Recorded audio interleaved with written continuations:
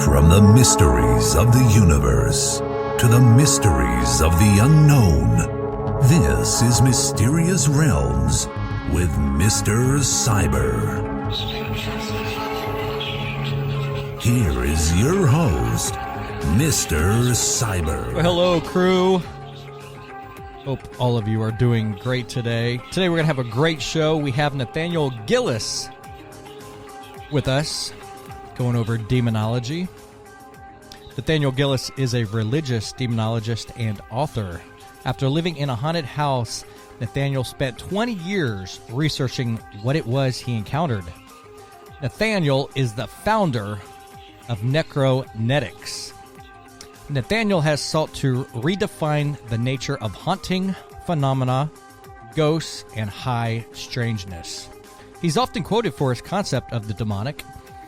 The reason they are playing by different rules is because they are playing a different game.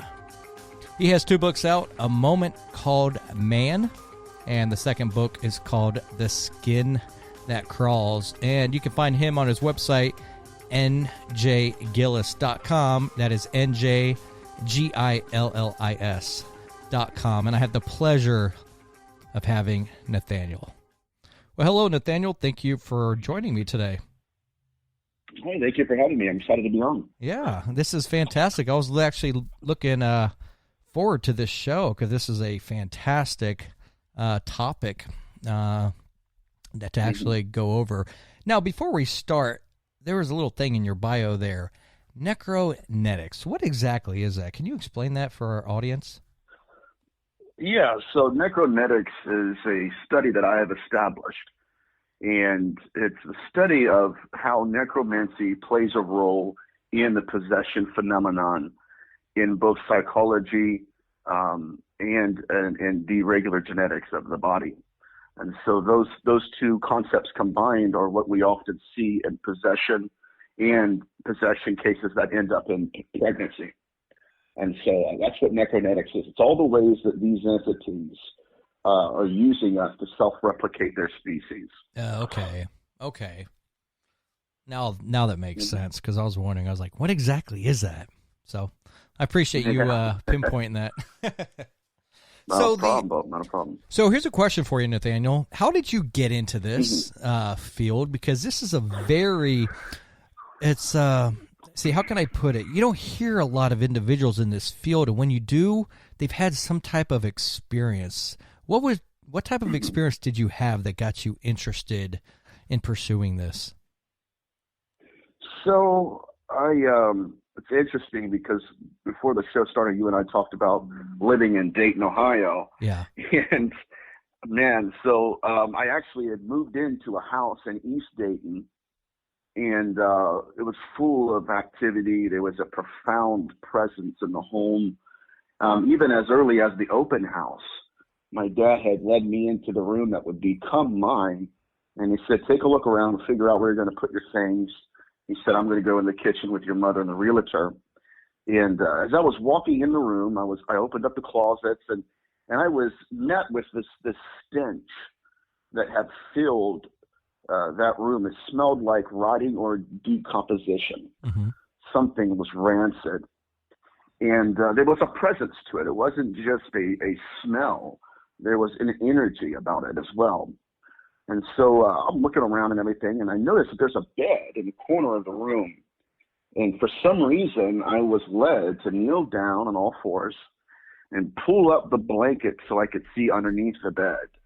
And when I pulled up the blanket, as soon as the flap landed up on the top of the bed, my eyes landed on my very first full-bodied apparition. It was face-to-face. And she appeared to be a pale, white, 6-year-old girl. She was beautiful. She had long black hair, and she was wearing a white linen dress that looked to have been made at the turn of the century. And once our eyes met, because we were basically almost inches apart, I kind of recoiled in shock. And when I did, she shimmied her body all the way across to the other side of the wall. And then to where she was the furthest from me. So, man, that was my first experience. And then once we moved into the house, that entity evolved into something more malevolent. You know, I saw a shadow figure that was 7 foot tall staring at me through a window one night. And, you know, it was a very interesting time of my life, but that's really what got me interested in this field. And so now what I'm doing lately is I'm just trying to understand what I encountered as a young man. Oh yeah, I'll tell you what, Nathaniel, that is crazy, awesome, cool. Yeah, I know. Whichever word you can put to it. I mean, if I was now, I just want to ask, do you remember about what age you were when that happened? Yes, I always tell people I was 8.5. Okay, because gotcha. when I was 8 years old, them halves mattered. Of course they did, man. Yeah, Mom, I'm Dad, I am not Oh, 8. I am 8.5. Thank you. Yeah, I'm this many. I'm this many. Well, you know what? What's crazy with that age, Nathaniel, is that's an age where, you know, it's one thing if you're 2 or 3 or 4 or 5, you know, but 8.5 or 8. I mean, I can see. I mean, I totally remember that age. I remember being 6 years old, and I remember things clear as day, and I can still recall if they were fake or real.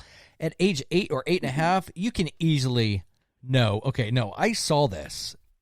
I clearly saw this, because 8 years old is not that young when it comes to our minds and what we can remember. Correct. So I find that very fascinating. Wow. Well, no wonder you're pursuing this, man, because that... Dude, if I saw that, oh my gosh. It's intense. I mean, there were nights when I would wake up to hear a full-blown conversation going on above my head. Yeah. And I'm sitting there thinking in my mind, am I crazy? Like, what in the world is going on here? I mean, I'm talking like just like somebody's in the other room. That's how close it was. But I could never understand what they were saying. And that was intense. There was one night when a smoky, like a smoke, just it's the only way I can explain it. It was like a smoky apparition kind of weaved its way through my door, the crack of my door, and went through like my room, and then balled itself up into a black cloud and just hovered in the corner. Oh my gosh. Yeah. So at that time of my life, I had failed a grade in school because I was staying up all night with my lights on, terrified. I was scared to go to sleep. And so this is really interesting too. For some reason, I would leave the lights on, and then, but when the sun came up, that's when I finally felt like I was safe and the entity was no longer there. And so I'm not even lying, man. I would get maybe 30, 45 minutes of sleep before I had to go to school. Gosh. And then I would go to school and I would crash, you know. And it was very, very, very difficult for me. So, you know, the older I got, the more I wanted to understand, like I said, what I encountered. And then I turned maybe about 12, 13 years old, and my dad and my mom and dad were attending a local church.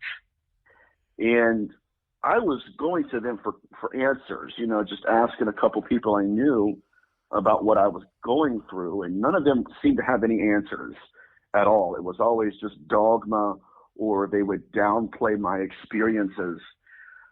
So, you know, I kind of had to research on my own. I really had nobody to mentor me.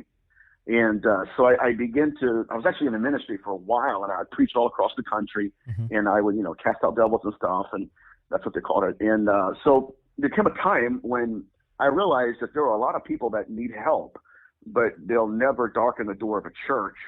And so I decided to take whatever God had given me, my research, my giftings, and bring it to a more secular venue. You know, instead of making them come to me, if they need help, I can come to them.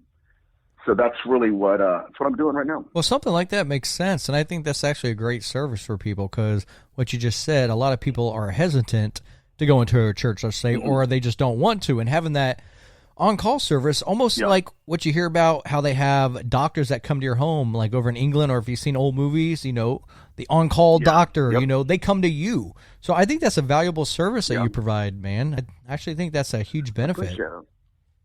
It is, you know, and I wish I had that when I was younger. I didn't. I had to do it all by myself and fight the darkness all alone. But well, you know what? That's tough at that age. But if you think about it this way, you kind of doing this by yourself and pursuing this, to me, you've probably actually learned a lot more about this field than what people could have told you about it. So there is a benefit to that. It's a pain in the ass, I'm sure, getting there, but the knowledge you gain from it is invaluable. I mean, it's... Oh, yeah. So did this... It's been invaluable to me. Oh, I'm sure it has, brother. Now, here's another question.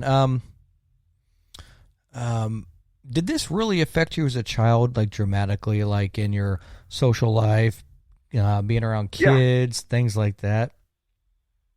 Yeah, I couldn't talk about it to anybody. And this entity had a presence about it. Whenever it would come into my room, it would fill my room. It was almost like I was in the middle of a crowd, but I just couldn't see anybody. That's how it felt. It was very stuffy. The air would get thick and charged. And then it would make me feel like I was the smallest particle in the universe. And soon after that manifestation took place, I just basically shut down emotionally. I stopped talking to my parents. I stopped talking to friends. And I slipped into a period of depression because I really didn't know how to get this thing out of my life. Yeah. It was following me. There was one night I went and spent the night at a friend's house, and we were young, so we're like 8 or 9 years old. I'm sleeping in his room, and his mother was a single mom, and she slept in a room directly across from his, so I could see into her room, and I could see him sleeping on her bed with her at night. And while I'm watching her, I can hear someone walking up the stairs, like just displacing its weight. Oh my gosh. And I'm thinking in my mind, I'm like, okay, that has to be Jacob, but it can't be because I'm looking at Jacob, and that can't be his mother either because his mother's right there in bed. Yeah. But that entity, it had followed me. And that was terrifying, So later on in my life, obviously it left, thank God. It all came to a head. There was one night when I couldn't take it anymore, and I hadn't slept in a while, and both of my parents were working early. They were working first shift, so I really couldn't even talk to them at nighttime. So finally I just fell down on the floor and just kind of balled up in the corner and just cried, prayed. And I said, you know what, God? I said, I don't know what this is. I said, I don't know why it's here. I don't know what it wants from me, but I can't do this anymore, and I'm asking you to help me. And when I did, the only way I can explain it rather, is it's almost as if another presence entered the room and literally pushed that entity out. Wow. Just, there's no more room for you here. And everything got better. There was a deliverance occurred. The heaviness I felt lifted. The depression was no longer there. And, it gave me insight, like you said before, into how these entities work on people. From the different stages of being an exterior entity to being a possessing entity. It really gave me insight that I would have never had if I didn't go through what I went through. Oh, of course. Well, I like the fact that when you started to pray, per se, there was like this other entity that came in and said, you are not welcome here. Essentially said, leave. Right. So we know that other entity was a lot stronger than the demonic entity that kept bothering you or that you experienced. And it's no competition. None at all. You could feel it just gone. It was awesome. Well, you know what? And here's the thing. I just want to give you a quick backstory. So I personally am a Christian myself, and a lot of people are like, how do you believe in demonology and all this? I'm like, because it's all proof. I mean, it's all real. It's in the Word. It's everywhere. Right. People tend to ignore it. They just want to think of the good, sugar-feeling things. Oh, I want to feel great. But a lot of times they hesitate to even talk about this side of it. And this side is very real. And those who aren't Christians, let's say, those who got other beliefs, or those like myself who are Christian, you know what? This stuff was talked about more than the good stuff because to make people aware of it. And this stuff is very real, and you're not the only one, Nathaniel. I know a couple people that have had experiences like this, and these are from some of the most honest, humble people I know, and it's like they have no reason to make this stuff up. And you can see it in their eyes when they talk about it. It was real, very real. But the difference a is, lot of people but the difference is you're pursuing it to get information about this, which I find extremely fascinating and awesome. Yeah, it's definitely a calling. I wouldn't suggest everybody get into it. And there's a lot of people in the field that have a fatal fascination with it. Yeah. And they really, if they're not called to this, they can get themselves in a lot of trouble. I'm sure. I mean, you got to have that mindset for it. You got to be tough. Like what you were talking about a moment ago, getting depressed and having depression over this. It's kind of like you flipped that around and said, you know what, I might have this, but now I'm going to use it to my benefit to actually do research on this. So I think that's a positive aspect. If you think about it, you turned a negative into a positive. Well, you're right. I was forced to weaponize my trauma. Wow. So, do you by chance have I'm sure you do. Do you have a memory of some of your most crazy or alarming cases that you've experienced? Yeah, of course, yeah. Which ones really stand out the most to you? Okay, so you don't have to give them all. I'm sure there's a lot. No, I'm gonna get. I might go into the file right now. Like, wait a minute. The most intense case that I had was a murder case. A murder case. I did a show one day. Somebody's like, always trying to sound like a detective. No, I'm not. I'm not trying to sound like a detective. But what happened was one night I was out to eat, and I get this private message from a family in Dayton, and they said, hey, they're like, we've been having some paranormal activity in our house, and we just suffered a tragedy, and we would like your father, which actually they thought I was my father, so they asked me to come out and pray for them.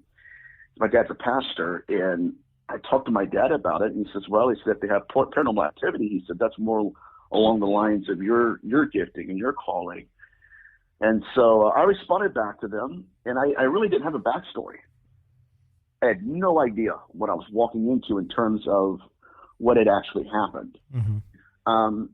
So I get while I'm messaging with them, I'm talking to the sister-in-law of the husband that lives there in the house. And so there was a tragedy in the sense that the daughter had worked with a friend from school to kill her family. Oh. And so when I got there, man, they had cut up the carpet. They had the husband had been healing from his stab wounds. Mm-hmm. And what had happened was, according to the husband, he said, my daughter started changing.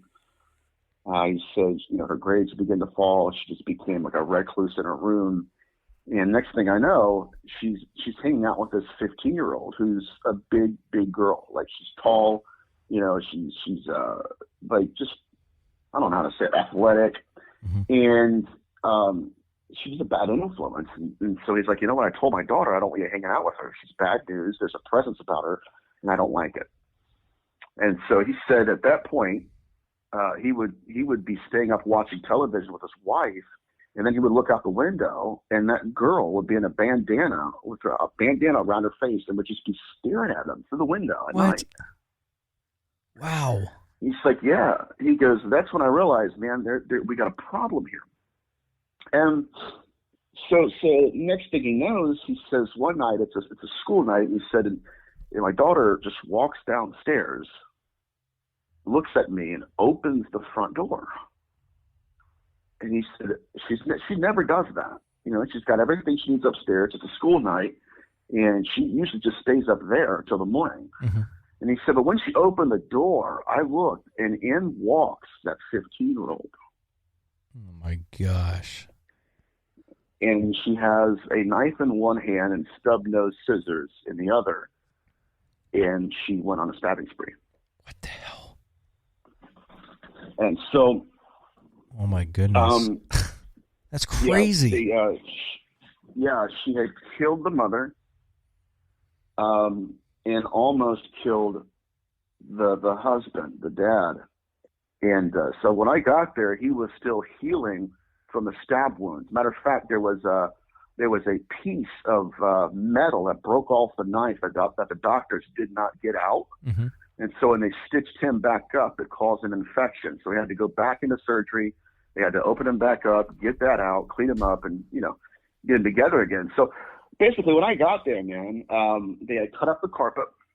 There was a heaviness drenching that house. I mean, oh my God, you could feel it. It was in the air. It was on the walls.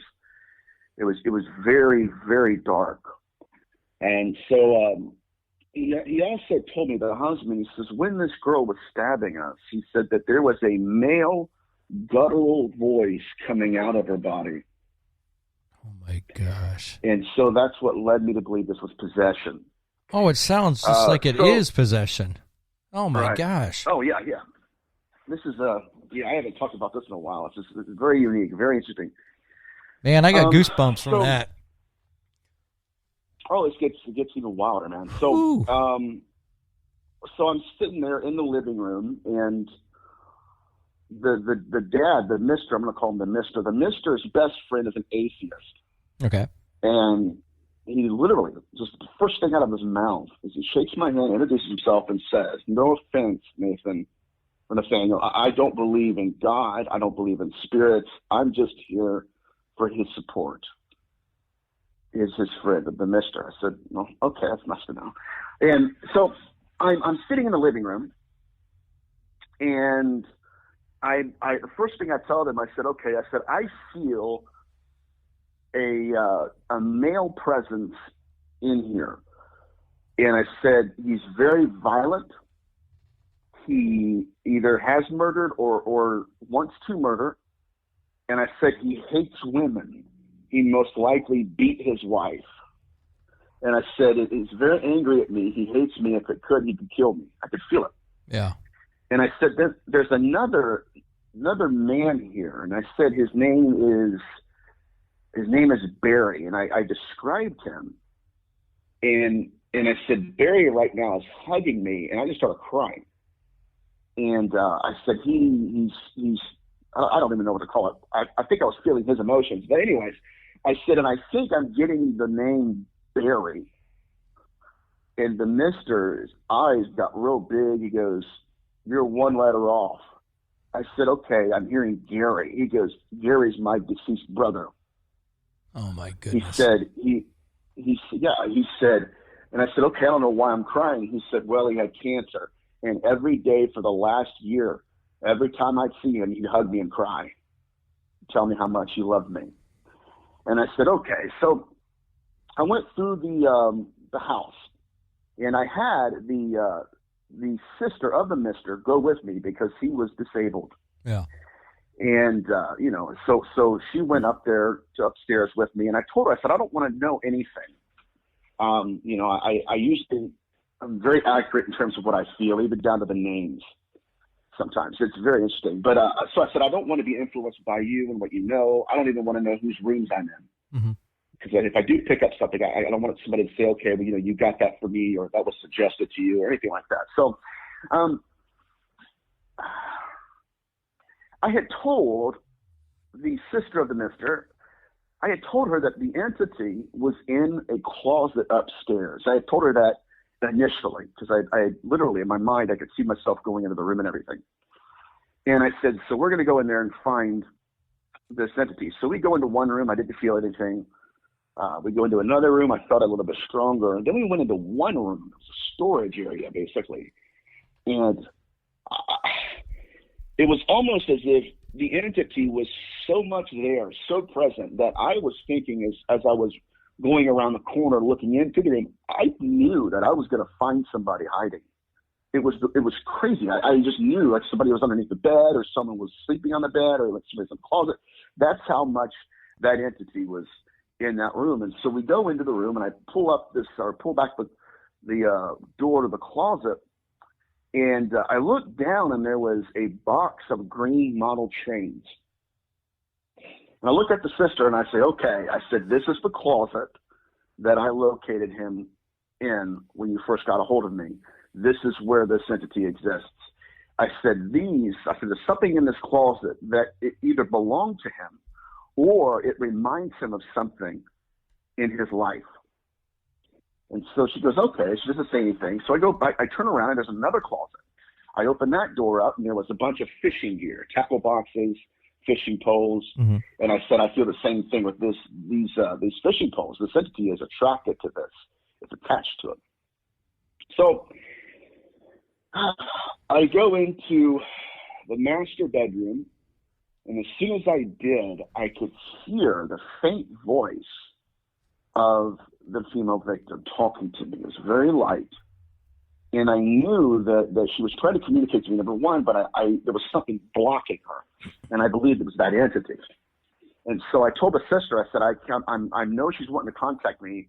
I'm getting some emotions and some words. I said, but I know I'm going to get clearer communication if I go downstairs. So we went downstairs in the kitchen. As soon as I go downstairs in the kitchen, I immediately see the victim sitting on a chair by a dinner table, smoking a cigarette. It was crazy. It was very interesting. Okay, I don't want to say crazy because people might confuse that. Yeah. So I'm seeing her. Obviously, she's not there, and not even the chair was there that I see her sitting on. The only thing that was present was this wooden table. And so then I go into the living room, and we start talking, and they start opening up about some of their experiences in the house. Mainly, it was orbs and shadow figures. And so we kind of start talking about this closet and everything. I said, can you tell me what's going on in that storage room and what's in that closet? He said, well, my father-in-law used to be a gangbanger. He said he was in, I think it was Hell's Angels or something. Yeah. And he said he was in the motorcycle gangs.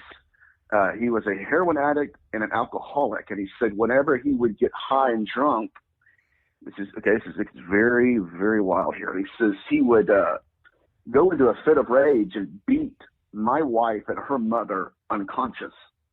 Ooh.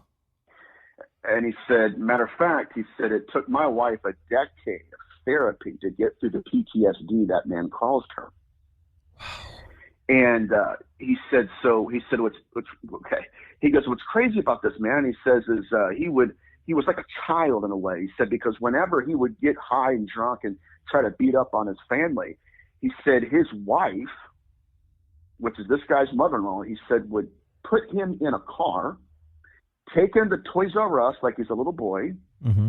You ready for this? Oh, gosh. And buy him green model trains. Oh, my God. Oh, my gosh. What?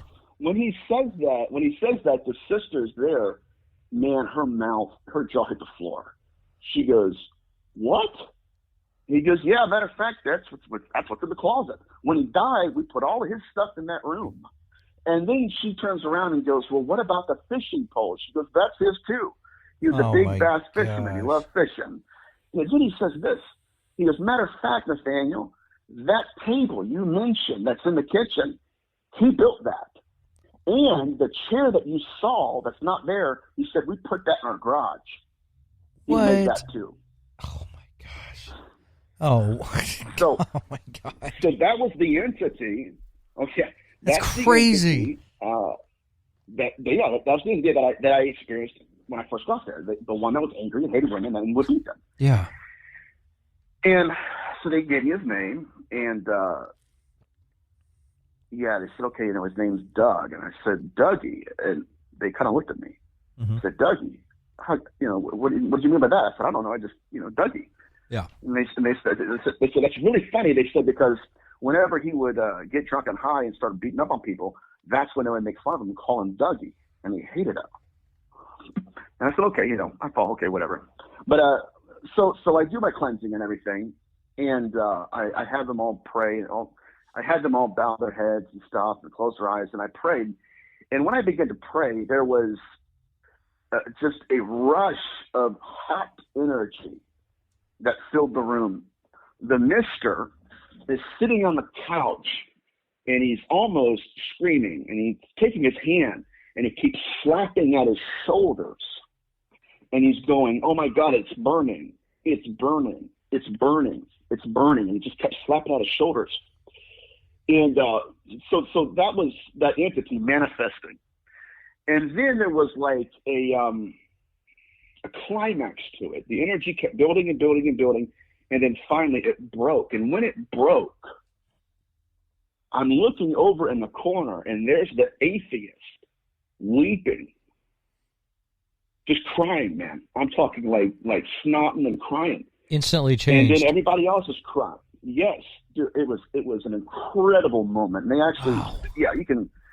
It was so powerful. So when everything was said and done, literally, it looked like someone had finally turned the light on in that house. It was like somebody, you know how you have one of those, what are they called? Light fixtures where they can move it slowly up and down. Oh yeah. It's not just, it's not one motion, it's slow. Okay.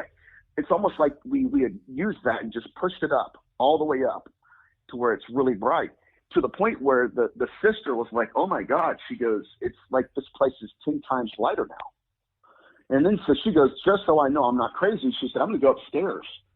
So I know it's not just the lighting down here. She did it.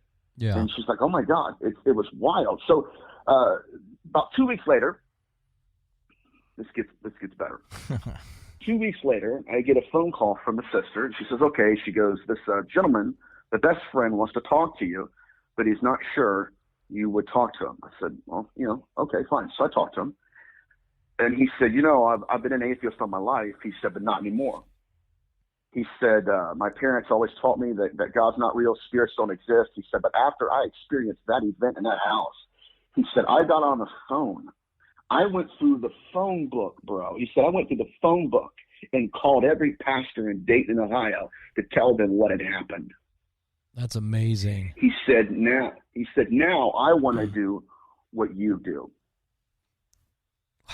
Can I get deeper into this real quick? Go ahead. Hey, Nathaniel, it's all yours, brother. Go ahead. All right. This is fascinating stuff. Such a unique story.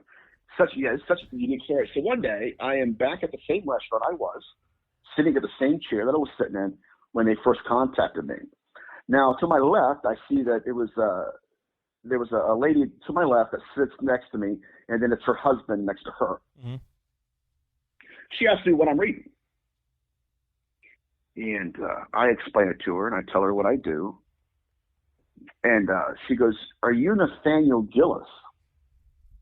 I said, yeah. So that's what my name is, Nathaniel, but not my last name. I said, yeah, how did you know? And she goes, oh, my God.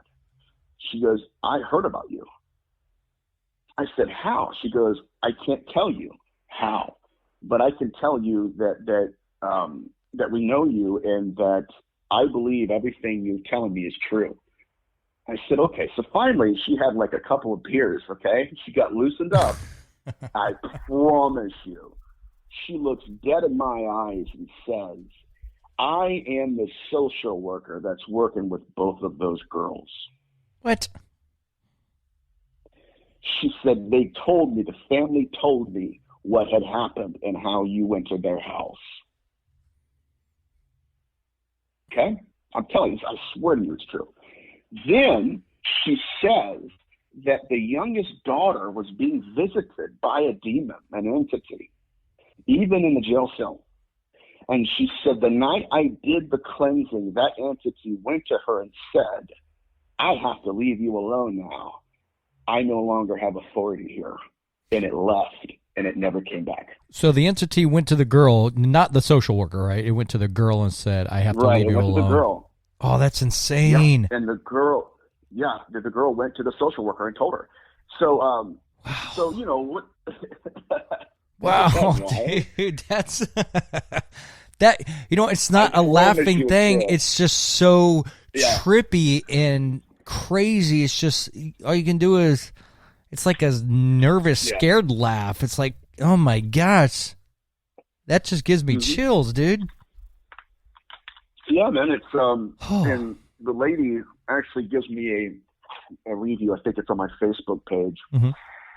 But that was an incredibly intense case.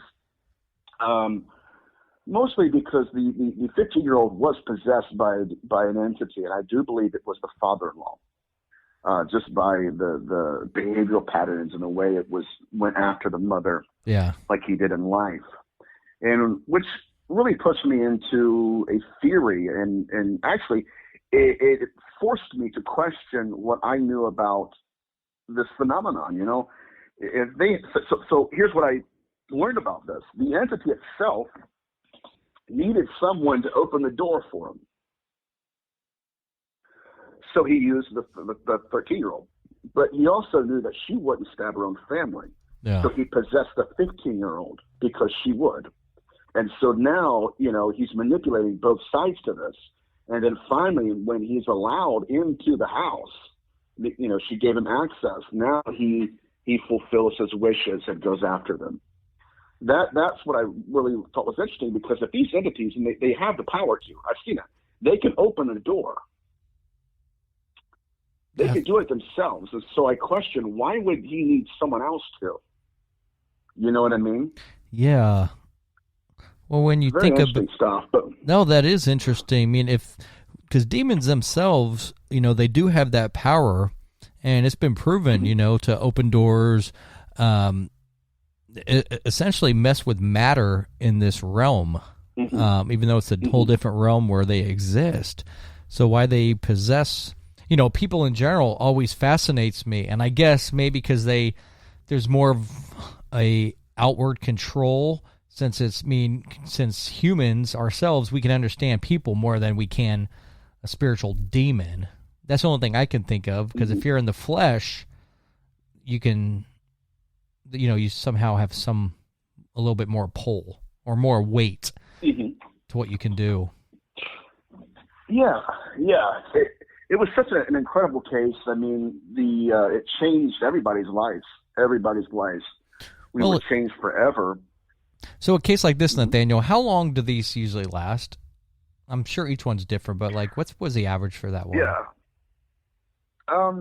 This one took one night. I was there for about an hour. Oh gosh. And that was it. Yeah, that was it. I mean, other cases, like if it's an incubus case, you can have your hands full. Oh my God.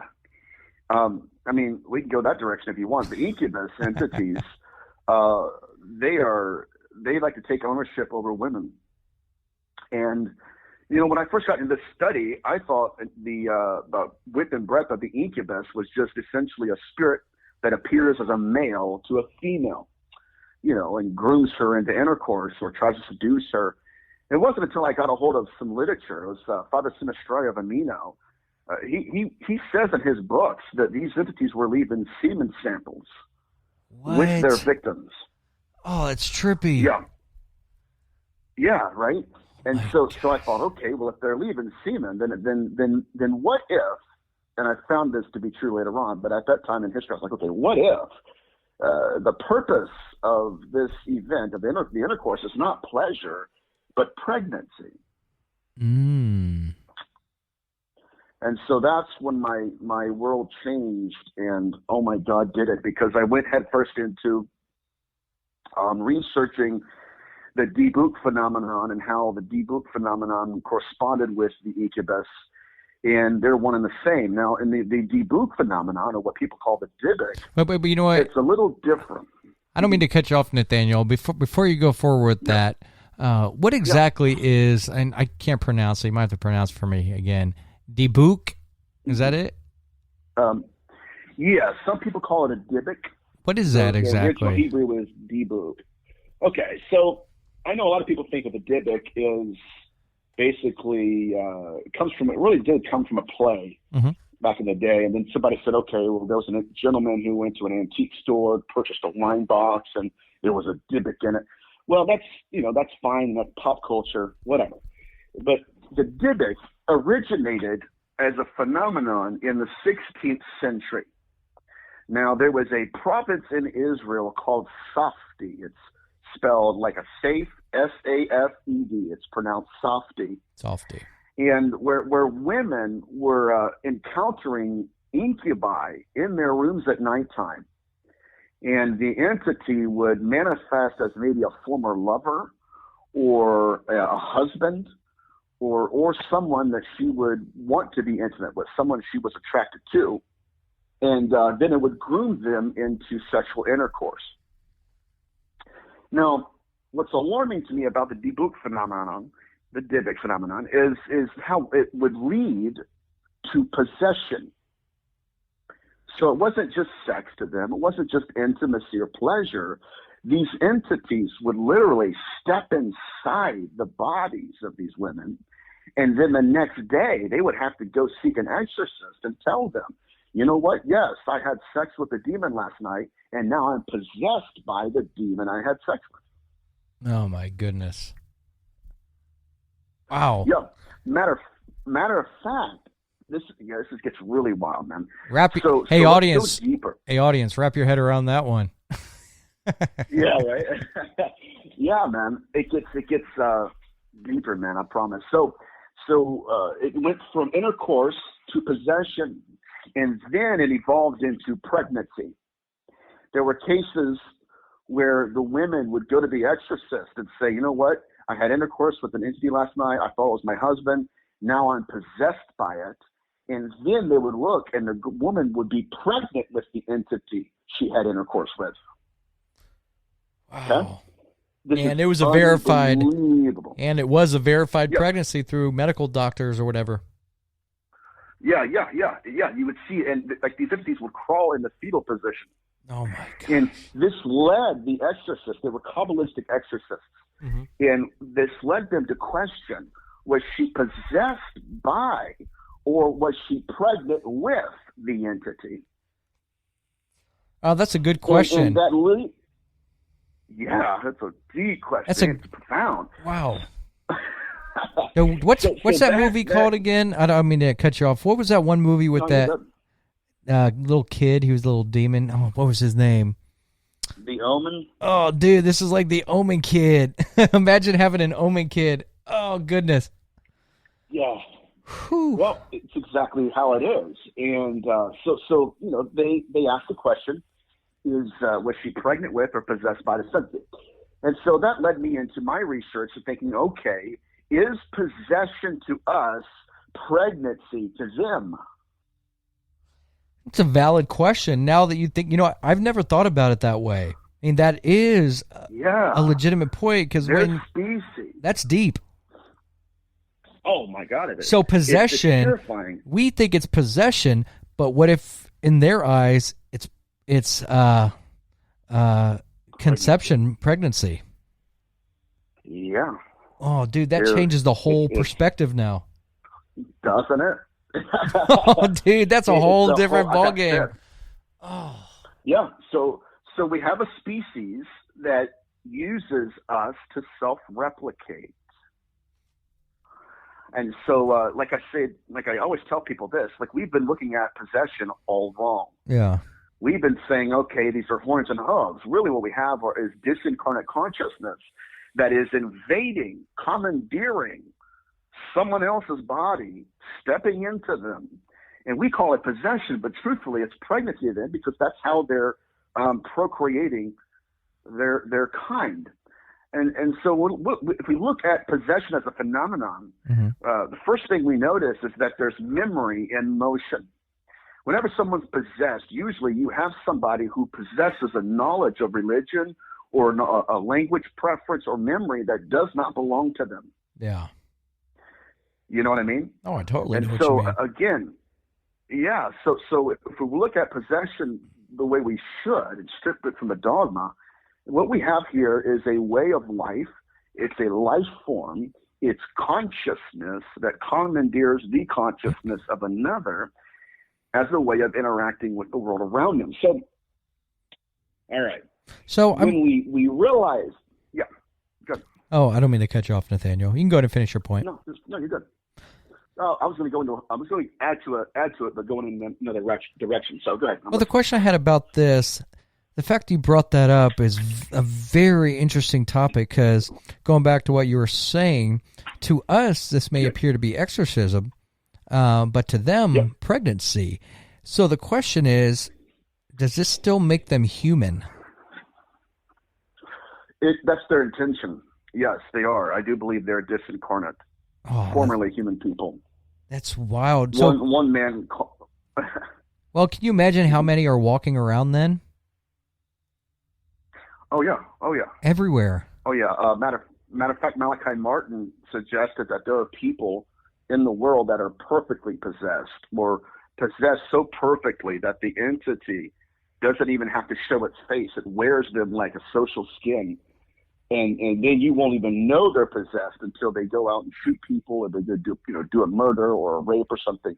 And whenever that entity decides to manifest. Well, you know what? I believe that's the case.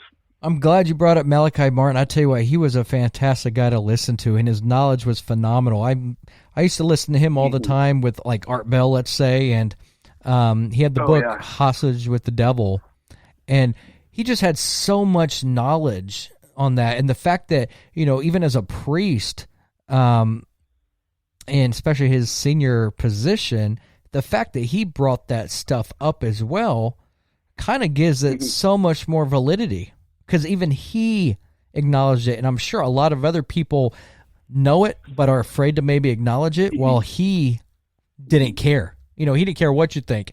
He told it how it was. No.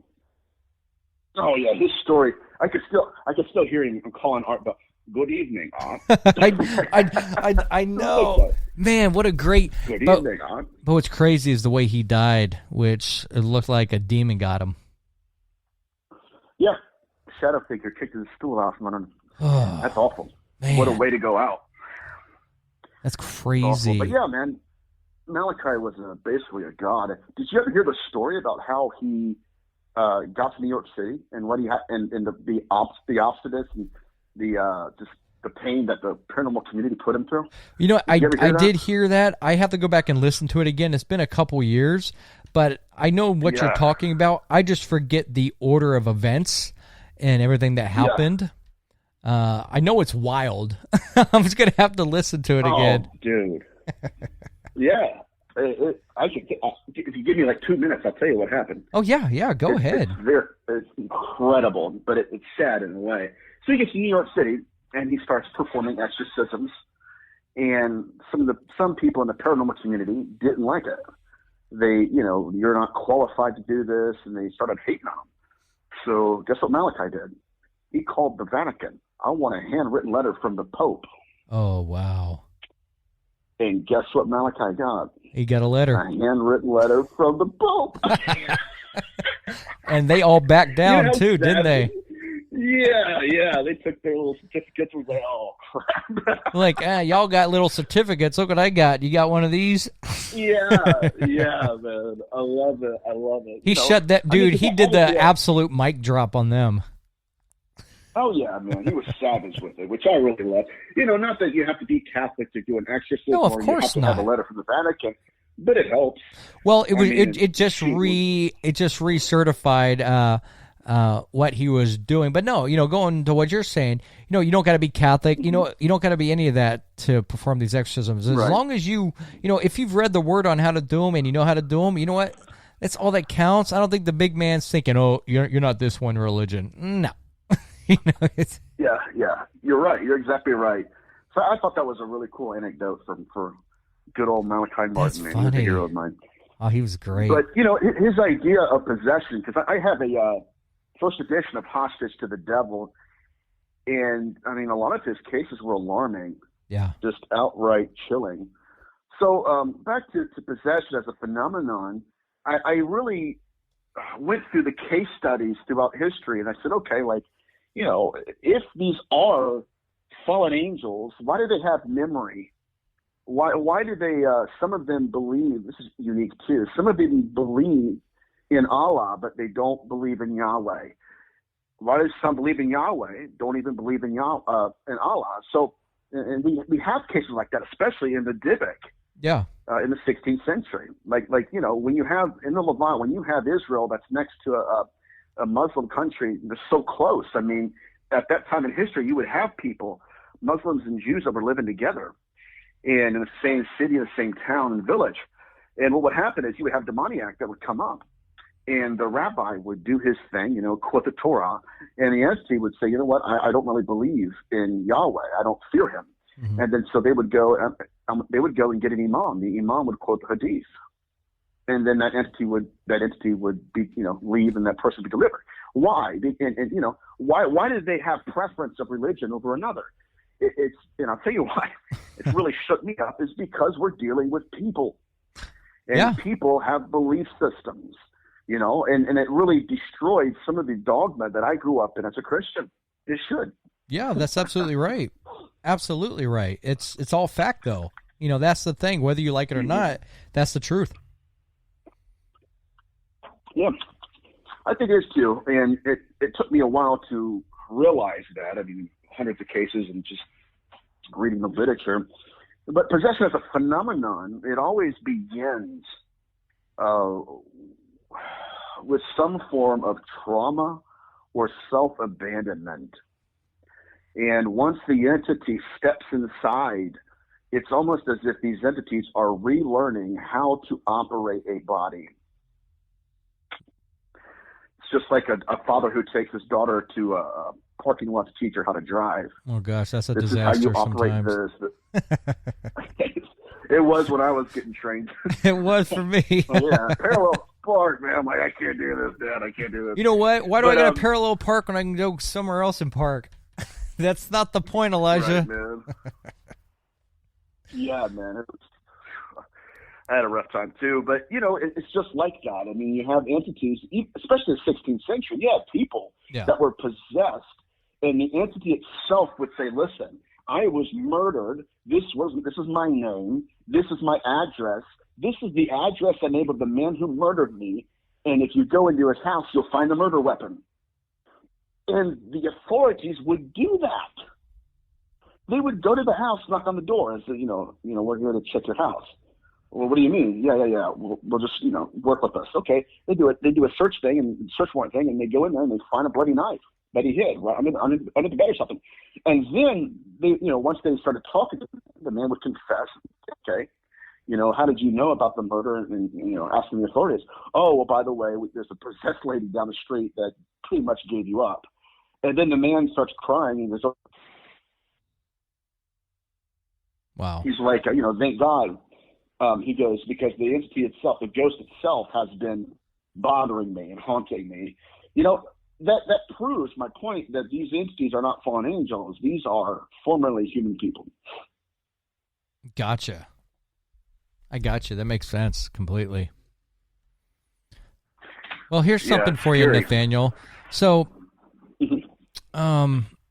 so you came from a Christian background, and just two things. How has that affected your research? And what is the Christian tradition of demonology?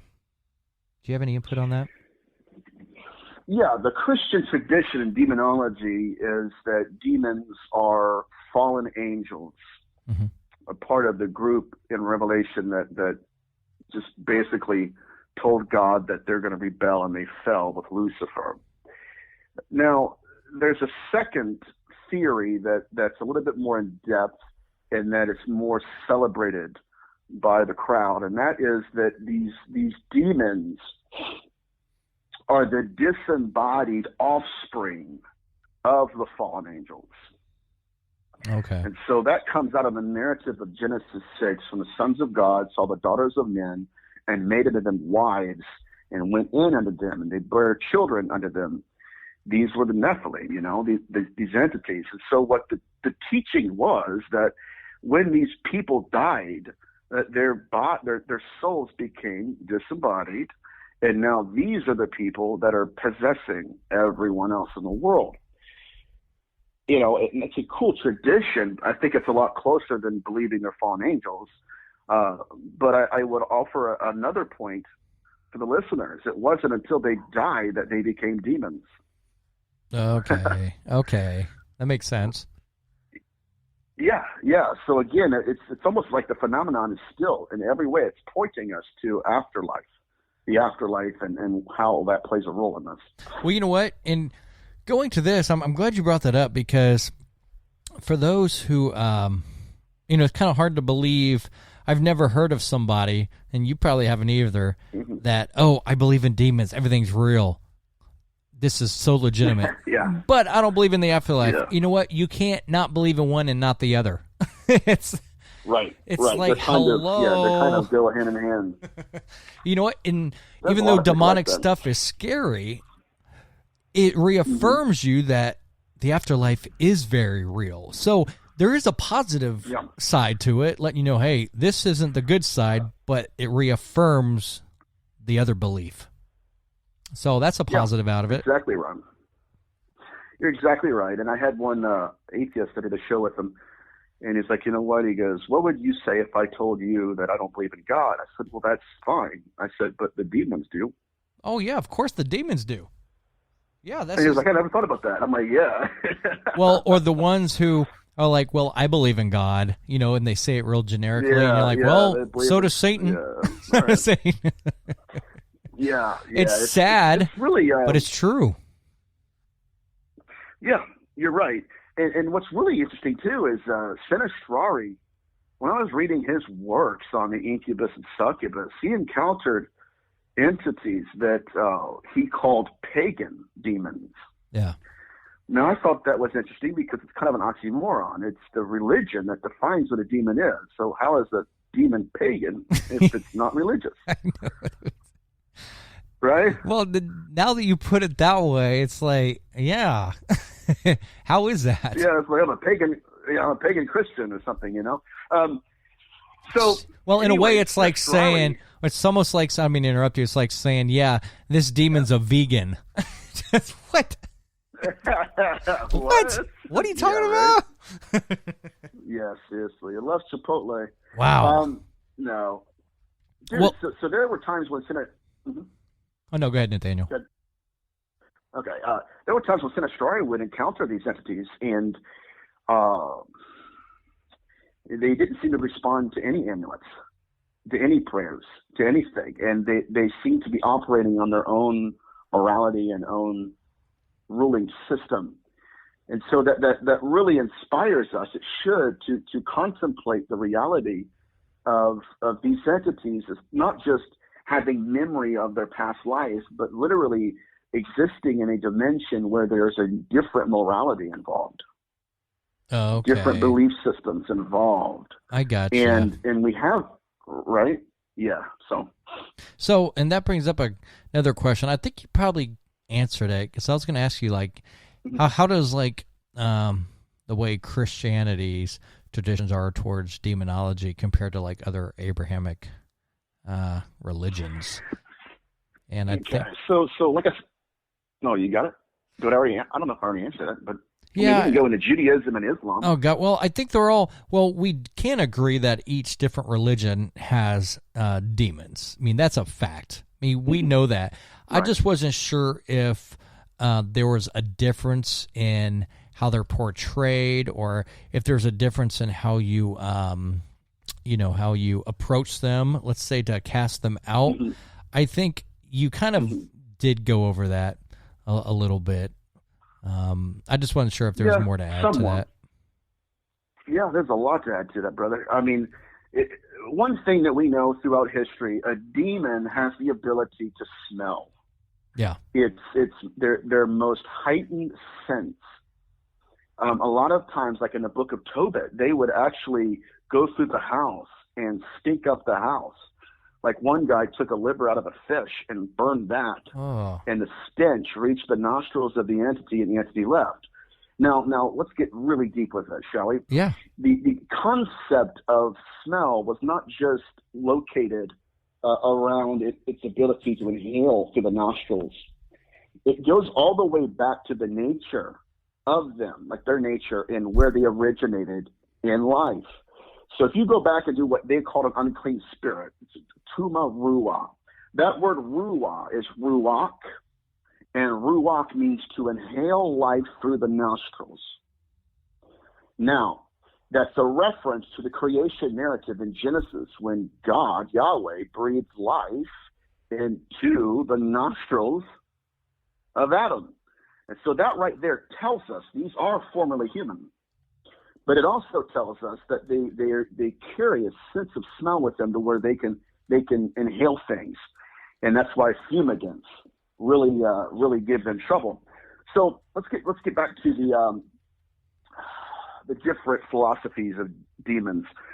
So, like I said before, we have the Christian tradition, which is they're fallen angels, or that they are the disembodied spirits, the Nephilim. Mm-hmm. Now, the Jewish tradition says that these were people who were formerly evil in life, and because of that, hell has rejected them, and heaven has rejected them, and so they live in limbo. They have what I call the disability of being a being without having a body, and so they're bodiless and disembodied. So that's their tradition. Now the Islamic tradition is unique because they believe that the Shadim or the Seidu, these jinn, these entities have families, lives, religions, and they can actually give semen and create offspring. So if you look at all three of these religions and compare and contrast their theories, what we really have is it paints the picture of afterlife phenomena, mm-hmm. Ikibai, succubi, how they're procreating, and these entities having, memories and families and jobs. Well, of course they did in life. You know what I mean? Oh yeah, that's true. I totally get it. So I think what they've done is they've mixed it up, convoluted a little bit, but it's basically saying the same thing. So do you think one religion versus another has a better grasp on exactly what demons are? Or do you think they're all pretty much have an understanding down to the commonality of what they are?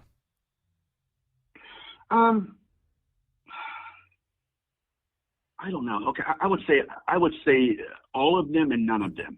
Why do I say that? Because number one, like they all have their own descriptions. They all have their own traditions, mm-hmm. but it's none of their traditions are one size fits all.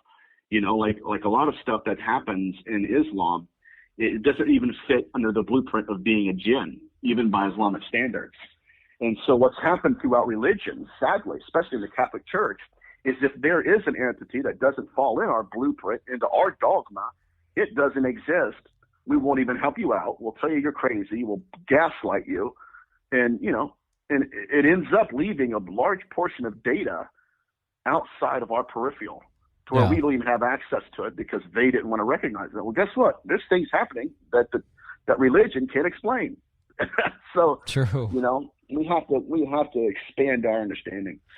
Well, hence individuals like you actually, doing this type of research, let's say independently, I mean, that provides a whole lot of information because I know a lot of my listeners, we got a lot of priests, a lot of individuals in the religion fields that can take information such as you. And that's why this is actually very valuable stuff because even though you have all these, let's say, experts, you need your independent researchers as well, such as yourself, because a lot of individuals like you do contribute a ton to this field. And I guarantee they take a lot of the information from these independent researchers also. So I think it's fantastic what you're doing. Thank you. I appreciate it. Now, do you know, or anybody in general who's in the field of demonology, is any of this stuff validated by any religious text at all? 100%. 100%. Not just religious texts, but I mean texts that predate the Bible in the sense of it being collected and written. Yeah. I mean, we can go back into Samaria, Mesopotamia, and truthfully, once we do that, that's the only way we're going to get an accurate understanding of this phenomenon, especially UFO abduction. Oh, don't get me started. And oh man, we only have another hour, so we got to get deep. You know what I mean? That's a whole other subject. But gosh, I mean, there's nothing in the UFO abduction phenomenon that is happening that hasn't happened in history already. And the way our ancestors view UFO abduction was through the lens of it being their ancestors that abducted them and the afterlife. Okay. Case in point, if we go to Göbekli Tepe, we have our ancestors creating what are called idols, E-Y-E, idols. They were said to have been their ancestors who had died.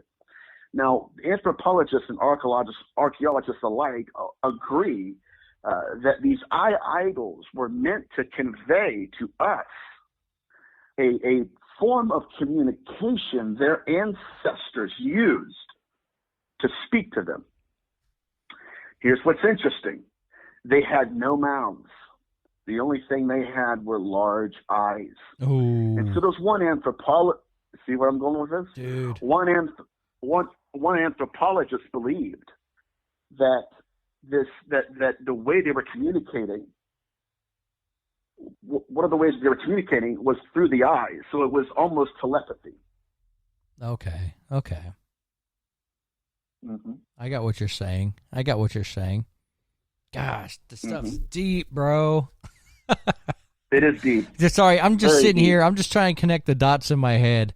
I'm just trying to put us all back together, and I'm going to have to go after this interview and re-listen to it because there is so much. I mean, this could go on for weeks, just this talk about all this stuff.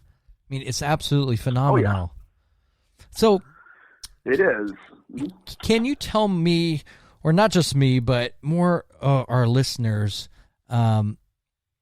who the Witch of Endor is in the Bible? Yes.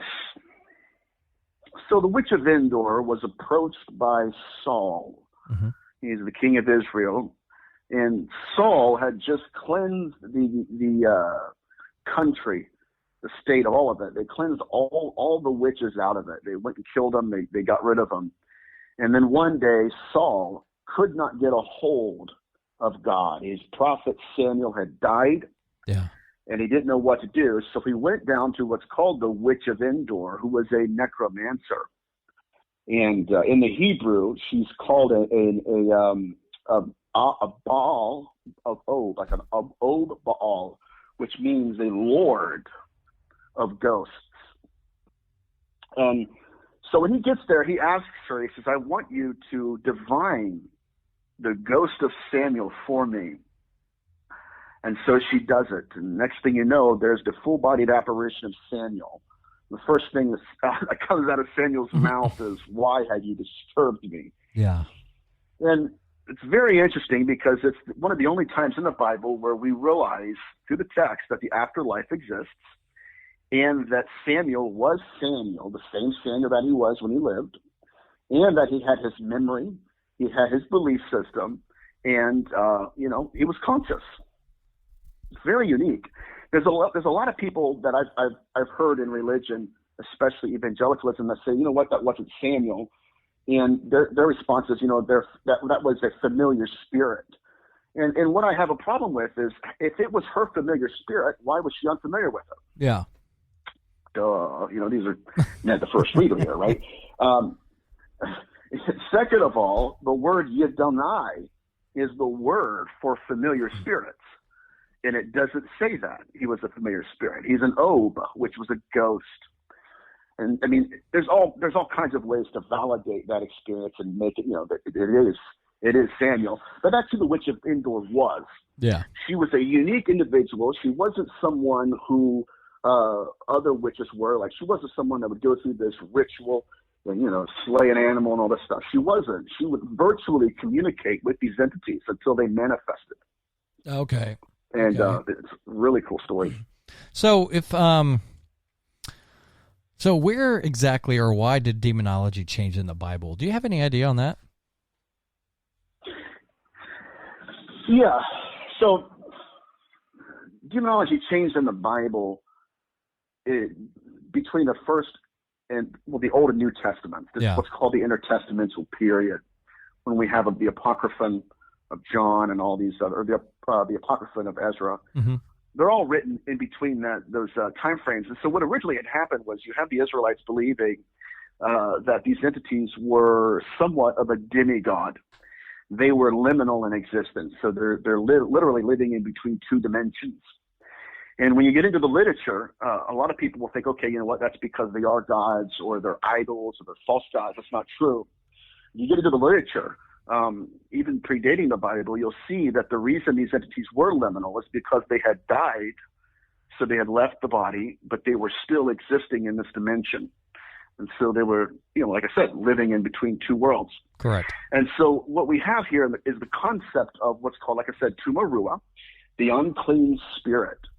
The unclean spirit is the consciousness of the individual, and it smells like the corpse that it left. Oh, so that's what an unclean spirit is. Okay. Yes. Now, and they believe that it would possess people by going through their nostrils.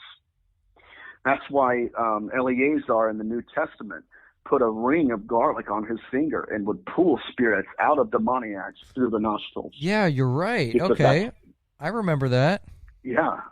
It's really interesting stuff, man. Oh, that makes sense. Yep.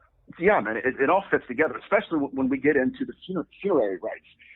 So if we look at the unclean spirit and what it does in possession, and we say, okay, we know it's consciousness. We know it was a formerly human being.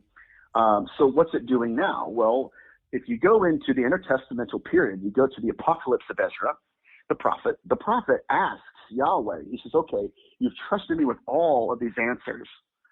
And he said, but he said, trust me with this next revelation. He said, can you tell me what happens to an evil man when he dies?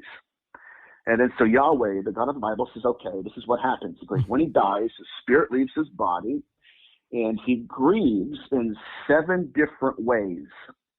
Now, those 7 different stages of grieving coincide with the 7 days of grieving that a family has. This is very interesting because I've never heard anybody talk about this. So that's you're not the first. It's not just, yeah, man. It's not just the stage of grieving. It's the time they have to grieve. They're both the same. They're sets of 7. And so when you take that concept, Yahweh's saying basically he's a dead person, he's a dead individual. His consciousness, if he's evil, he goes around grieving because he can't fix it. And while he's grieving, he has different stages he goes through and different time frames in terms of how long those stages will last. So 7 stages, 7 days. So that's why when we get in the New Testament and they ask Jesus about possession, he says, when an unclean spirit goeth out of a man, right? What is he talking about? He's talking about this right here. It goes around seeking rest, but it findeth none. So what does he do? He goes back to his house. Where'd he die? He died at his house. He didn't go back to the body. He died at his house. And then he says when he goes into his house, he sees that it's cleansed. Yeah. It's swept and it's clean. Now watch this. He goes out and gets what? 7 other spirits. Now, that's a mistranslation in the King James Version. But the actual translation says that all of those spirits came upon him. Yeah. On him as an individual, right? 7 stages and 7 days of grieving. It's the way of existence for them. And then it says, the end result of the man was worse than his beginning and stuff. So that's where their mentality began to change because Jesus gave them context to the way some of these entities act. They're seeking rest, but they can't find it. Mm-hmm. Oh, that's starting to put the pieces together now. Now that really clearly makes sense. Yep. I think you just hit that nail on the head. I hope so, man. Wow. I hope so. So, but sorry, go ahead, Nathaniel. We have a phone delay on my end, so I apologize for that. A phone delay? What do you mean? I'm sorry. No, I think we got a phone delay with my mixer, with this phone going in too. So that's why I keep over talking you. So I apologize. Oh, you're good. You're good. So, if we go into the book of Psalms, chapter 109 and 6, David the psalmist gives us further insight to the possession phenomenon. He actually tells Yahweh to send a possessing entity to one of his enemies. Oh, gosh. Yeah, That's cruel. He tells Yahweh, it's cruel, but it's hilarious. I know. He says, Yahweh, he says, place over him a wicked man. That word wicked is the Hebrew word rasha, and it means wicked, but it also means possession. Gotcha. Possession. Yep. Possession. Then he says something that's even more interesting. He says, and place a Satan at his right hand. Now, the Satan that's there is not to torment the man, it's to torment the man that's possessing the man. Does that make sense? Oh, that clearly makes sense, Nathaniel. So watch this. It's very deep. What we have right now are priests who are casting out the Satan that's attached to the consciousness in the body. Think about that. Hold on, let me think about this for a second. You got priests that are exercising okay. Yes. to the consciousness of the body. So let me break it down. They believe that it wasn't just that you have an unclean spirit that possesses people, but the reason the unclean spirit possesses people is because it's getting ran down by a Satan, an adversary, which would be an angel. And so it seeks rest to get away from that angel. Okay? Okay. That was one of their theories. Now, if that's the case, would that mean that these fallen angels that claim to be getting cast out from these exorcists, or would that mean that what these priests are doing is they're casting out one and leaving the other? Oh, that's a good point. I've never thought about that. Right? Yeah, because whenever I see exorcisms, I've never heard, well, I'm sure some do, but I've never heard, all you demons be gone. I always hear, be gone, demon. So it's like they're only talking to one, when I've seen cases where you have an individual and it's clearly evident that there's like multiple demons in there because they each have their own personalities and they speak different languages. It's like some woman just knows Portuguese out of nowhere or Latin. Yeah. It's like, what? Yeah, what's that about, right? Yeah, it's crazy stuff. So, no, what you just said makes absolute sense when you think about it. I've never heard anybody mention it before. You're actually the first. Mm-hmm. So that's a great educational experience. I hope so, man. It's all about learning, but, it's a fascinating subject.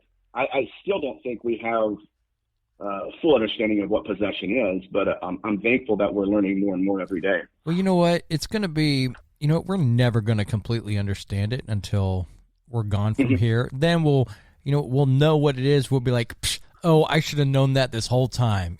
That's probably what you're going to be saying to yourself. Oh, yeah. But here on Earth, I think it's always going to be a learning thing. Yeah, we'll get more information about this, the more research we do, but I don't think we're ever going to come to a conclusion until we're on the other side and we finally find out what it is, and it'll be like the most easiest thing ever to understand. Right, then. It'll be so simple. We're like, God, we made it real complicated. I know, I put all this stuff into it when this is all it was, but it's but it's fascinating, and I think it's great because everyone thinks this is, talking about this subject can be very taboo, when actually in reality it's not. Even Jesus talks about this stuff. Like, he talks about this more than the good stuff, and that tells me how important this subject actually is.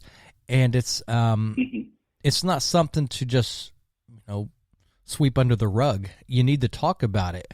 Not a lot of people do. That's why it's great seeing individuals like you talk about it, because if Yahweh puts more, how can I say, if he talks more about this subject than anything else, what's that tell you? You need to focus on it for a reason.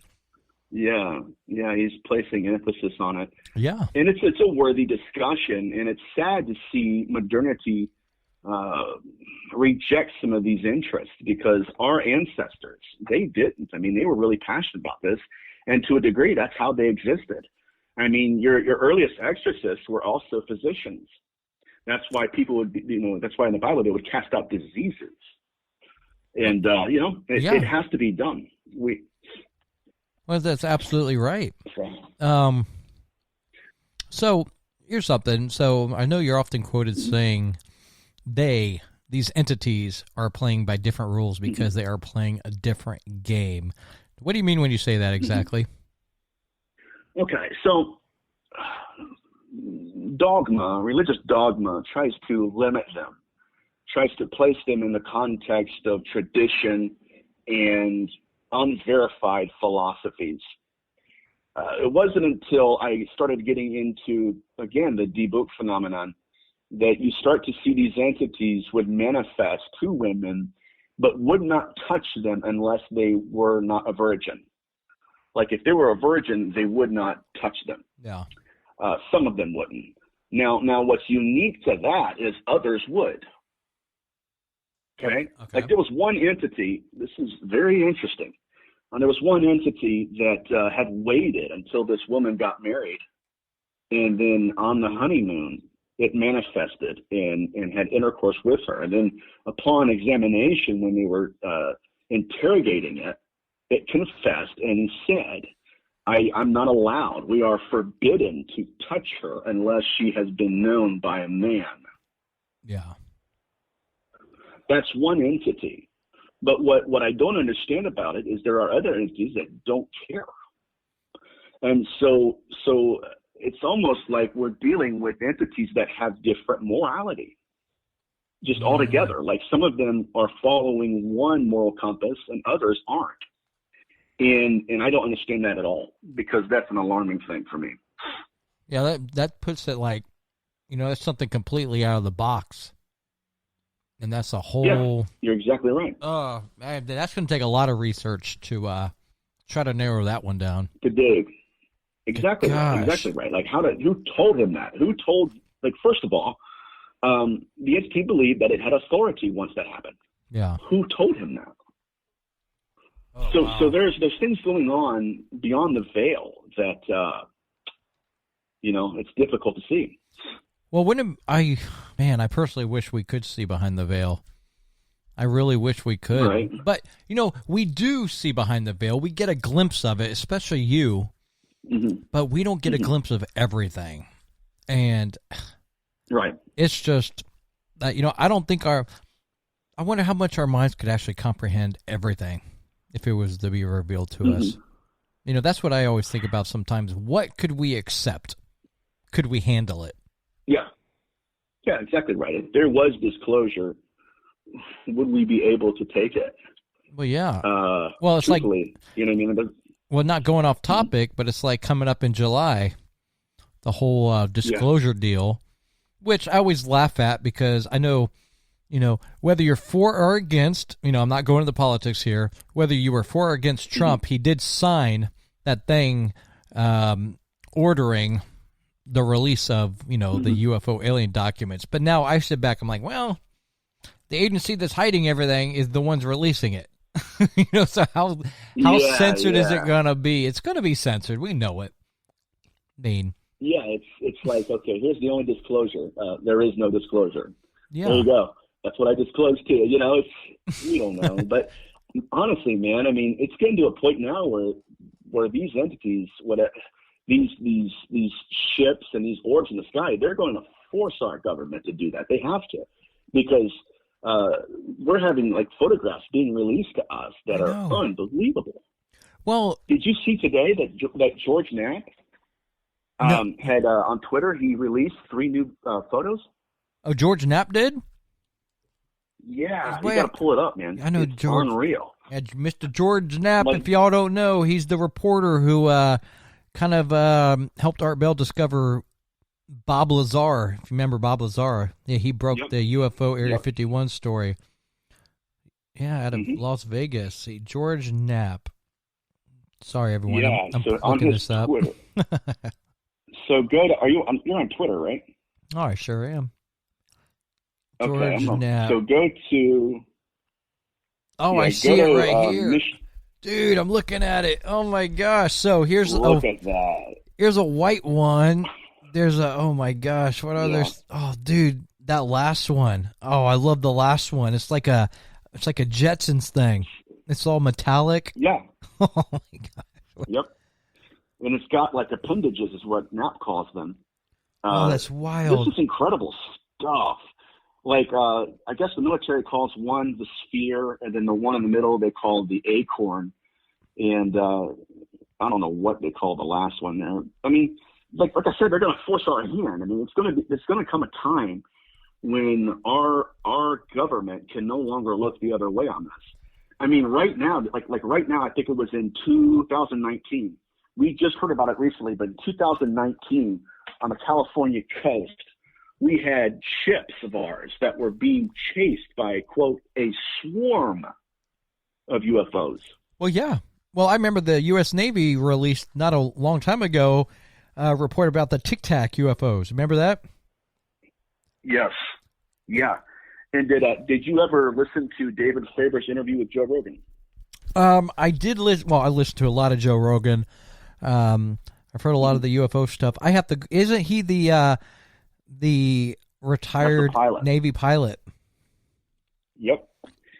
Yeah, he has an even more alarming story. He said that he is friends with another pilot that would do missions in a helicopter. They would go over the ocean, and they would like drop this metal box or some kind of metal tube that would collect data, like through what's it called, radar. Yeah.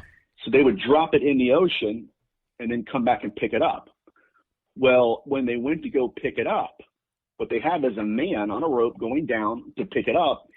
And the guy said, as we're lowering the helicopter, we see this ship coming from the water.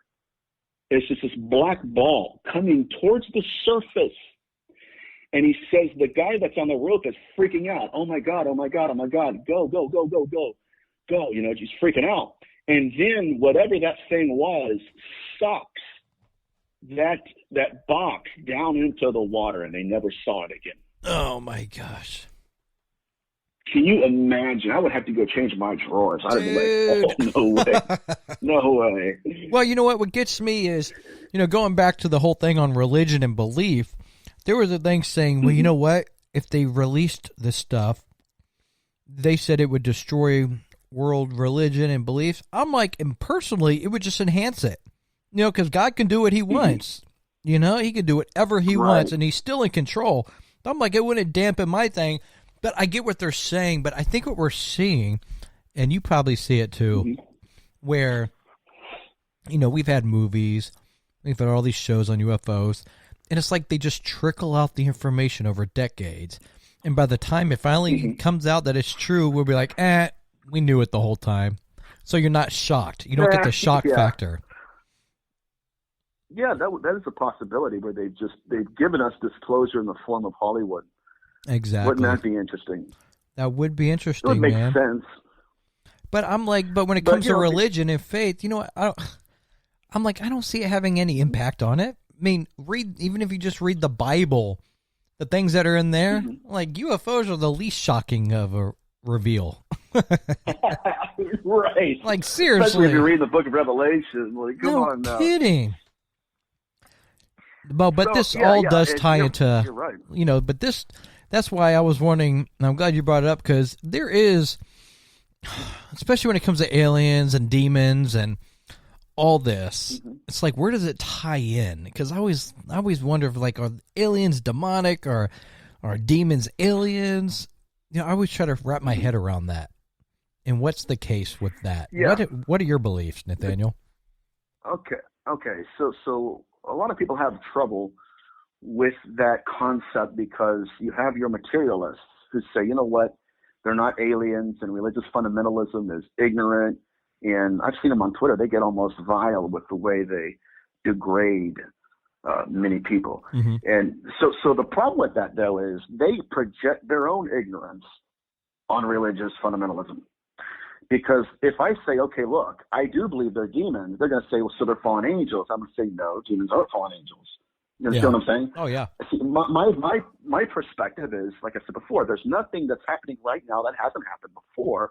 The only difference is our ancestors interpreted this phenomenon as the afterlife, or visitors from the afterlife dimension. And so if we go back in time, this is going to get really good. If we go back in time and go into the Old Testament, we have what are called the teraphim. The teraphim is the origin of the implant.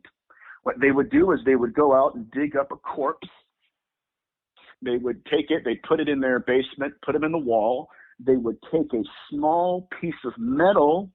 They would carve the name of an unclean spirit on it, place that underneath the tongue of the corpse and the consciousness that's tethered to the metal would possess that body. And so I would suggest that that's the very first implant right there. I would suggest that these implants that are being placed in people very much have to do with a unification of consciousness, where they will stream consciousness into them to where they can locate them and they can have like I said, a unified stream of consciousness. Like there's abductees right now that are saying that prior to an abduction, like they'll be sitting watching television, and next thing you know, they're seeing through the eyes of their abductor as the ship is flying over their home. Wow. So, right, what is that doing? What they're doing is they're creating a unified stream of consciousness. How are they doing it? I believe they're doing it by tethering their consciousness to metal and placing the metal in us. Yeah, so with those individuals that are abducted, they always have, and you've heard the stories where they have, that little piece of metal in them, like the piece of a grain of rice, and they always have it taken out. And I totally can see where, even though it's a little piece of metal to us, if the technology is so advanced that it can, they could easily communicate and get inside our consciousness easily. Yeah. Easily. And when we have different doctors who just take these implants out, a lot of times these metals will be alive. Like we have some of them moving underneath the skin to get away from the doctor. Isn't that crazy? You know what I mean? Yeah. So it's almost like they're alive, which would be the case if they're carving consciousness into it. And so my suggestion here is, again, that the reason they carved consciousness in the metal is to prolong life, to keep themselves alive, and it was a way that they performed necromancy. Okay. Yeah. So, okay, if we go back into our ancestors and say, okay, what did you guys think these entities were? They thought these entities were their deceased ancestors from the past, people who died, and they're living in another plane of existence, but they manifest through images. This is going to get interesting. So what they would do back in the day is they would have intramural burial. What that means is that when they'd have a family member that would die, they would take their body, they'd place it downstairs in the basement, then they would go to an artificer of metal, and they would have him make an image, the image of that deceased ancestor. They would call it an idol. Yeah. And then they would take that image, they place it in their home, and the consciousness of that deceased ancestor would possess the image. Okay. Very unique. What we have here, seemingly, is an early form of the Greys, where you would have consciousness that would possess an image. The image itself is not the consciousness. It's being possessed by consciousness. And I believe that that's exactly what's going on right now with the missing fetus syndrome. And I also believe that's why a lot of these Greys act in unison with each other, because they're, like I said before, it's a unified stream of consciousness. They're being possessed, essentially. That's deep, Nathaniel. I know. Man, I'm just sitting here. I'm still grasping this. I'm not going to grasp it right away, but it's making sense what you're saying. But I've never heard it like in this detail before. So I know our listeners are going to go back and listen to it again as well. Gosh. So, I don't know if I asked you this already. So it's, you spoke about necronetics. Is that the same as, and correct my pronunciation if I'm wrong, is that the same as Preternatural Epiphenomenal Philosophy? It's not. Necronetics is all the ways that possession influences us, how possession becomes pregnancy, and how pregnancy carries on the genetics of the possessing entity. Okay. That's the study of necronetics. Now, Preternatural Epiphenomenal Philosophy.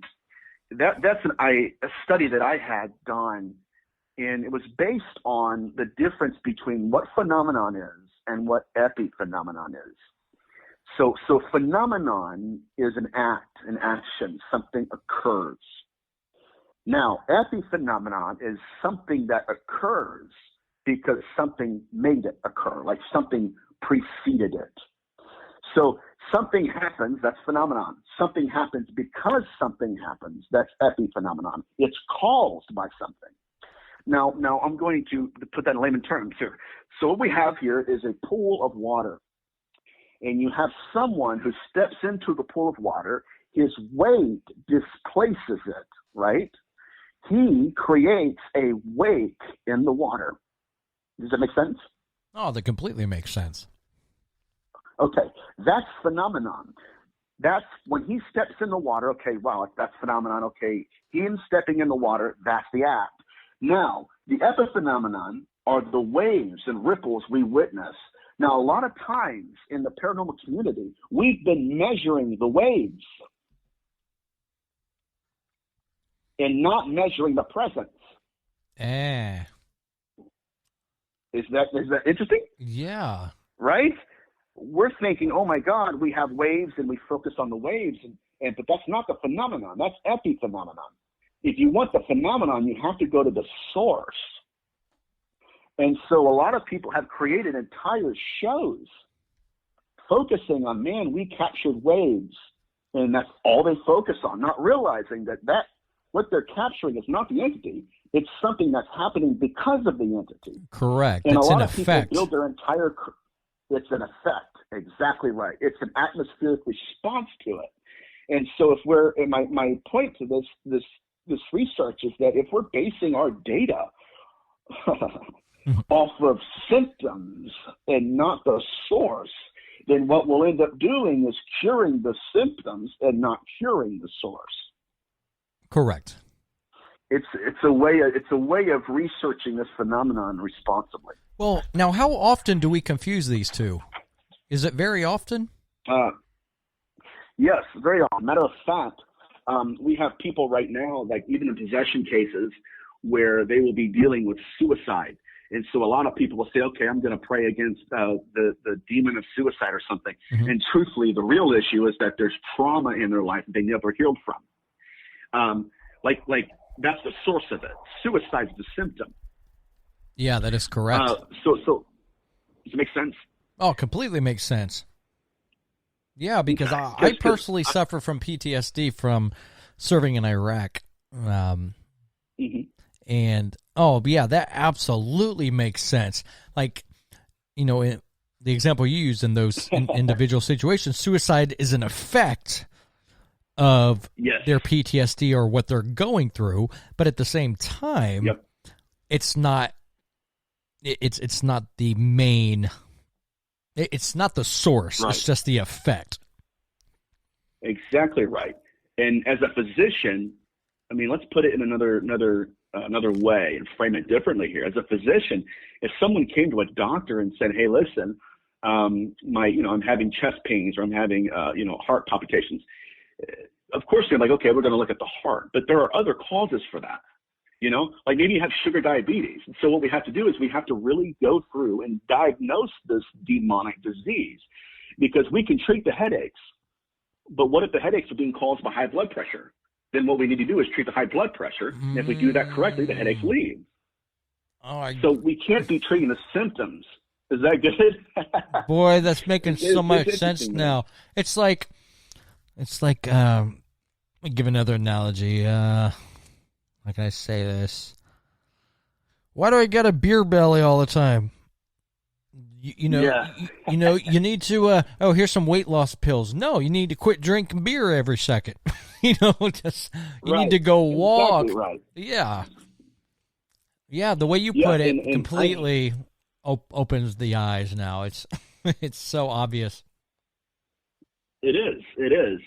And like I'll tell you what, I had one family that had called me. They were friends of my father's, man. They're really cool people, but they were like, you know what, Nate? They were like, we need some help.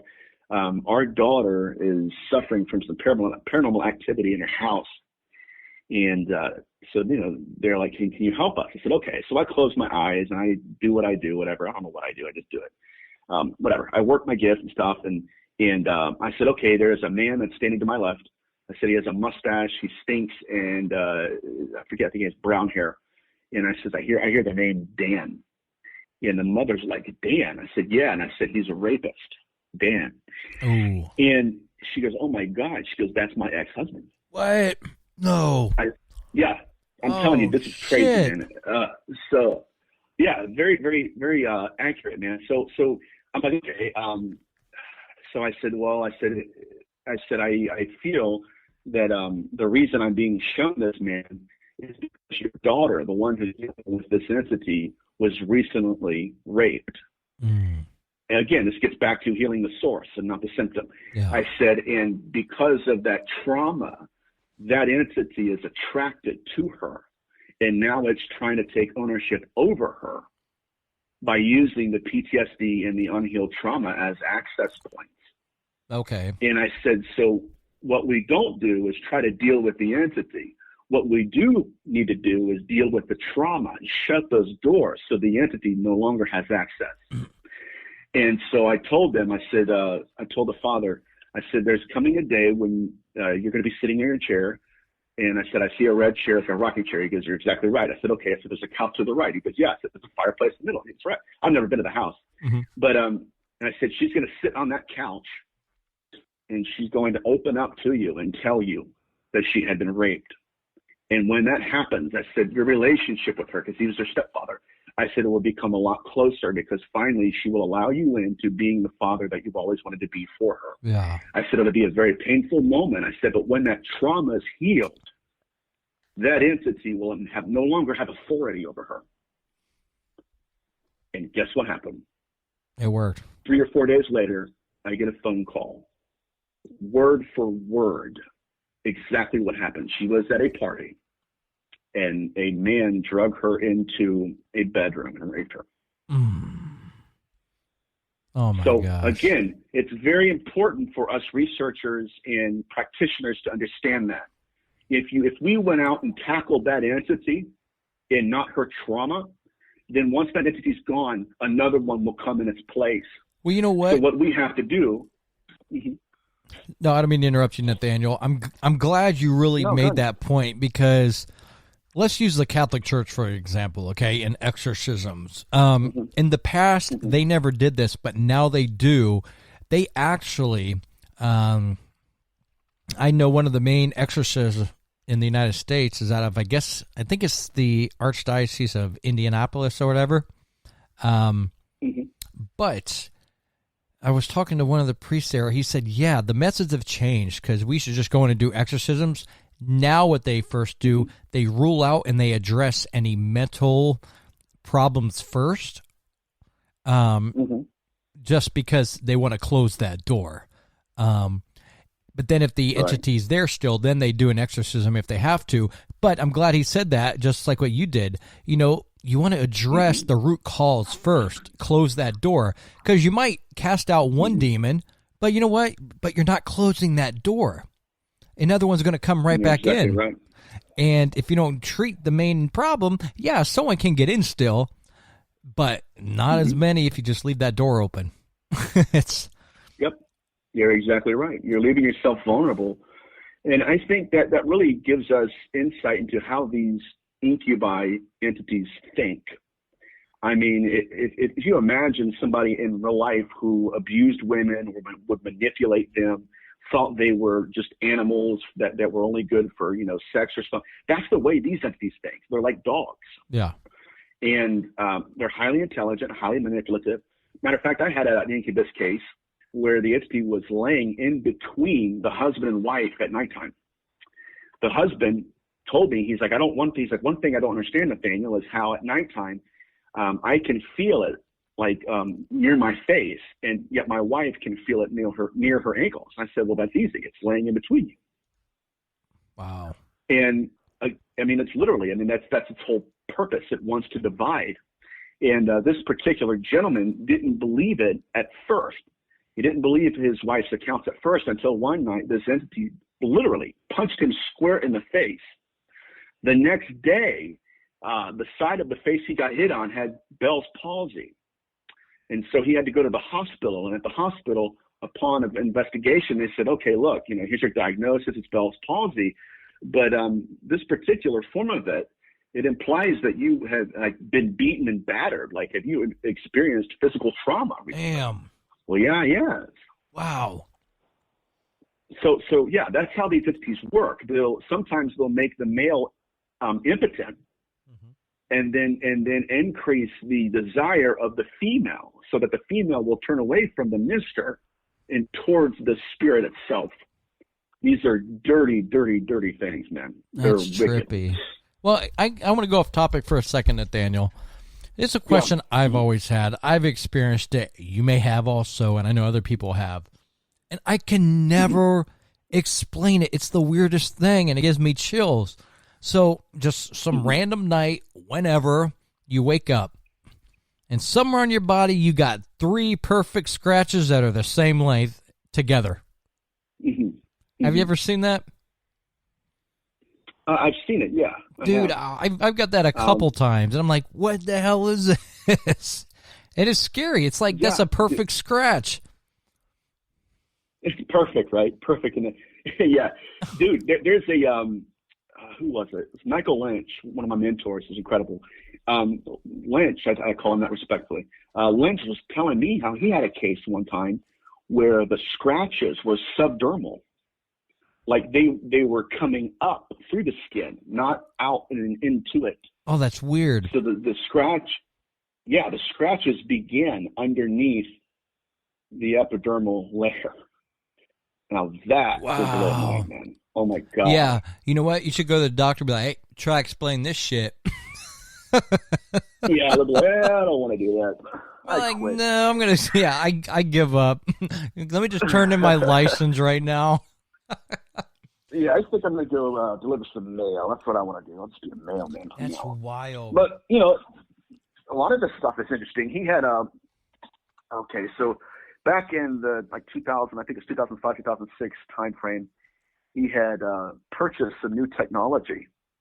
And like nobody else had it. Okay, nobody in the field had it. So what he was doing is he was going into homes and recording orbs through the ultraviolet lens.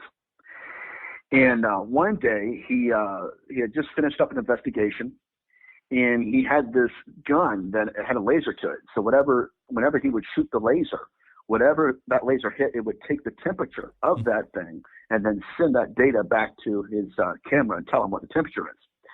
He said, so as he's outside of this haunted house that he just did an investigation, he said there's this orb that's flying through this alleyway. He said, so he thought, he said, I'm going to wait till it's still. He said, I'm going to shoot it with this laser to get the temperature of it. He says, so when he shot the orb, the laser hit that ball of light, but it refracted off of it. Now, what that means is that was a solid object.